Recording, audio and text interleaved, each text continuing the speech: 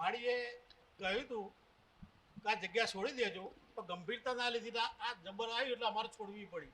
તો જ્યારે માળીએ પહેલાં અમને એવું કહ્યું હતું, ભવિષ્યવાણી ભાખી હતી કે દીકરા તારા એક નવું ઘર બનશે અને મારી પધરામણ ત્યાં થશે. એવા જે ગણપતિ નાના ગણપતિ મને કહે છે એવું માળી બોલ્યા હતા સુશોભિતમાં.